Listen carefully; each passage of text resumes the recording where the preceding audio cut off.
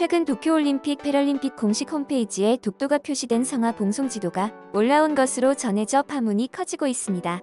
일본 정부가 전 세계에 독도가 자신의 영토라고 선언한 셈인데 내막을 살펴보면 그 꼼수가 참 치졸한 것 같습니다. 일본 도쿄올림픽 조직위원회는 도쿄올림픽 공식 홈페이지에 올린 성화 봉송 경로를 소개하는 지도에 독도를 슬쩍 끼워 넣은 것입니다. 지도 속에서 시마네현 북쪽에 있는 독도는 지도를 확대해야 어렴풋이 보일 만큼 작은 점으로 표시됐습니다. 앞서 독도가 확실히 눈에 보이는 지도를 올린 바 있는 일본은 지난 2019년 7월 한국 정부의 항의를 받고 도쿄올림픽 공식 홈페이지에서 해당 지도를 내린 바가 있습니다. 그런데 이번 사건으로 일본이 독도를 지운 척한 꼼수를 쓴 사실이 들통난 것입니다. 지난 5월 28일 일본 정부 대변인 가토 가스노부 관방장관은 다케시마는 우리나라의 고유 영토이며 한국 측의 주장은 전혀 받아들일 수 없다라고 대응했습니다. 앞으로도 독도를 일본의 영토로 국제사회에 소개하는 꼼수를 계속 부리겠다는 얘기입니다. 일본은 왜 이렇게 독도를 알듯 모를 듯 지도에 표시하는 꼼수를 부렸을까요? 일본이 지도 교체를 요구하는 한국 정부의 항의에 즉각 받아들일 수 없다라는 맞대응을 내놨다는 점에서 실수가 아니라는 점은 명백해 보이고 있습니다. 독도 지도 논란과 함께 도쿄올림픽을 정치적으로 악용하려는 일본의 행동도 다시금 소환되고 있습니다. 도쿄올림픽은 두 가지 측면에서 이미 그 정신이 깎인 올림픽입니다. 첫째로 일본이 국제올림픽위원회 IOC의 유력 인사에게 뇌물을 줘가면서 무리하게 도쿄올림픽을 유치했다는 의혹이 있는 점, 둘째로 일본이 최근 전쟁을 금지한 평화헌법을 개정하려 한다는 점에서 그렇습니다. 프랑스 검찰은 도쿄올림픽 뇌물 유치 의혹과 관련해 수사를 진행하고 있습니다. 검찰에 따르면 지난 2013년 9월 IOC 총회를 전후해 일본 올림픽위원회 JOC 측은 라민디아크 IOC 위원 측에 20억 원이 넘는 수상한 돈을 보냈다고 합니다. 일본 정부는 인정하고 있지 않지만 뒷돈을 건네면서까지 도쿄올림픽을 유치하려 한 정황은 뚜렷해 보입니다. 그렇다면 일본은 왜 뇌물을 써가면서까지 도쿄올림픽을 무리하게 추진했을까요? 그를 알려면 전범 세력의 후예인 아베 정권의 노림수를 들여봐야 한다고 생각합니다.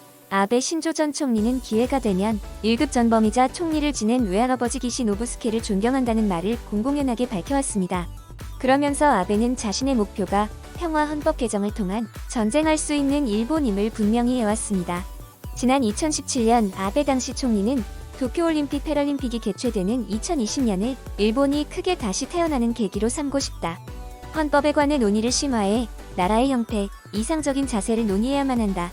2020년을 새로운 헌법이 시행되는 해로 만들고 싶다라며 도쿄올림픽을 개헌에 이용할 의도를 드러냈습니다. 문제는 이뿐만이 아닙니다. 일본은 도쿄올림픽을 통해 전범기인 우길기 사용마저 정당화하려 하고 있기 때문입니다.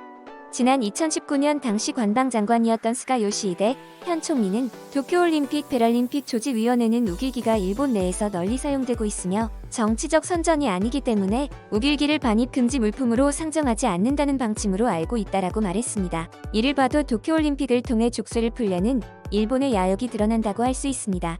코로나가 아니었다면 일본은 지난해 이미 도쿄올림픽 쇼를 통해 전쟁할 수 있는 나라가 됐을지도 모릅니다. 전 세계에서 도쿄로 모여든 성화 봉송 지도에는 독도가 표시됐을 테고 우길기로 뒤덮인 도쿄 시내 북새통 속에서 일제의 전쟁 범죄는 흐려졌을 수도 있을 것입니다. 지금까지 얘기 드렸던 것이 모두 저의 반일망상이라고 생각하실 수도 있습니다. 어떤 정신 나간 나라가 평화와 화합을 상징하는 올림픽을 정치적 도구로 이용하려고 하겠습니까? 그런데 일본은 사실 이런 야욕을 보인 것이 이번이 처음이 아니기 때문에 더욱 의심스러울 수밖에 없는 것입니다. 역사를 돌아보면 일본은 우리나라를 비롯해 아시아를 침략하던 1930년대에 도쿄올림픽을 추진하려다 실패했습니다. 1930년대 들어 일제는 아시아에서 유일한 열강임을 과시하며 올림픽 개최를 밀어붙였습니다. 그 결과 1936년 IOC 총회에서 1940 도쿄올림픽 개최가 결정됐습니다. 하지만 도쿄올림픽은 열리지 않았습니다. 일제가 만주사변, 중일전쟁, 태평양전쟁 같은 전쟁과 침탈을 벌이면서 국제사회가 등을 돌렸기 때문입니다. 1940 도쿄올림픽 유치 실패해서 81년이라는 시간이 흘렀습니다. 도쿄올림픽 개최와 중지를 두고 혼란에 휩싸인 일본에서는 스가 정권의 지지율이 추락하는 가운데 아베 재등 판설이 흘러나오고 있습니다. 이것은 시간이 갈수록 전쟁 범죄를 벌였던 과거와 더 가까워지려는 일본의 모습을 투영하는 것입니다. 도쿄올림픽이 열릴 예정이던 2020년 7월은 이미 한참 지났지만 도쿄올림픽의 정식 명칭은 여전히 2020 도쿄올림픽 패럴림픽입니다. 올림픽을 밀어붙이는 시대착오적인 일본 정부의 모습에서 반성의 기미는 하나도 보이지 않습니다. 이뿐만 아니라 도쿄올림픽을 기점으로 코로나19 변이 바이러스가 전 세계에 퍼질 거라는 우려도 이어지고 있습니다. 방사능 수치가 상대적으로 높은 후쿠시마에서 경기가 열리는 탓에 선수들의 피폭 가능성도 무시할 수 없습니다. 일본의 꼴을 보자면 기억하지 않는 역사는 되풀이된다라는 유명한 말을 떠올리게 만듭니다. 이 말은 지난 2016년 6월 29일 위안부 피해자 추모 공원인 기억의 터 기공식에서 나온 말이기도 합니다. 일본은 과거를 반성하기는커녕 다케시마와 우길기를 앞세우며 일제 부활을 꾀하고 있습니다. 도쿄올림픽을 악용하는 일본은 지구촌의 평화와 단합을 입에 담을 자격조차 없다고 생각합니다. 이런 상황에서 한국이 도쿄올림픽에 참가한다면 독도가 일본 땅임을, 우길기가 일본의 국기임을 인정하는 꼴이 되고 말 것이라는 점에서 우려되고 있습니다. 도쿄올림픽은 그 진행을 중단해야 마땅합니다. 한국은 도쿄올림픽 불참과 함께 일본 불매운동 등으로 강력한 의지를 보여줘야 한다고 생각합니다. 그러면 현재 올림픽의 독도 표기 문제와 우길기 사용에 관한 일본인들의 의견을 한번 살펴보도록 하겠습니다. 우길기를 나치화캔 크로이츠와 동일하다고 말하는 것은 한국의 반일 세뇌교육으로 만들어진 허상일 뿐이다. 우길기가 전범기라고 말하는 것은 그들의 트라우마 속에 있는 망상일 뿐. 일본의 영토인 다케시마를 한국이 불법 점거 상태인 것입니다. 이것은 정치적인 문제를 떠나서 역사의 모든 것이 나와 있는 사실입니다. 하지만 한국은 이런 문제를 외교 문제로 만들어서 역사를 왜곡하려고 시도하고 있습니다. 수많은 문헌들이 이것에 대해서 증언해주고 있습니다. 일본 정부도 고유의 영토를 주장하기 위해서는 이제는 강력한 군사력을 보여줄 때가 왔습니다. 이쪽이 다케시마를 현 상태로 방치하고 있으니까 이런 일이 일어나는 것입니다.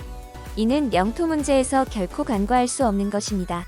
일본 정부는 문단무용으로 한국 정부에 제재를 가해야 하는 것입니다. 일본 영토 내의 모든 한국인을 내쫓고 입국 금지도 시켜야 합니다. 한국과는 영원한 단절이 맞습니다. 역사가 모든 것을 증명합니다. 한국과의 단절보다는 한국을 다시 일본의 지방 도시로 만드는 것이 맞습니다. 역사적으로도 한국은 일본의 지배하에 있을 때 더욱 발전했습니다. 지금도 중국을 막기 위해서는 한국은 일본으로 병합되어야 합니다.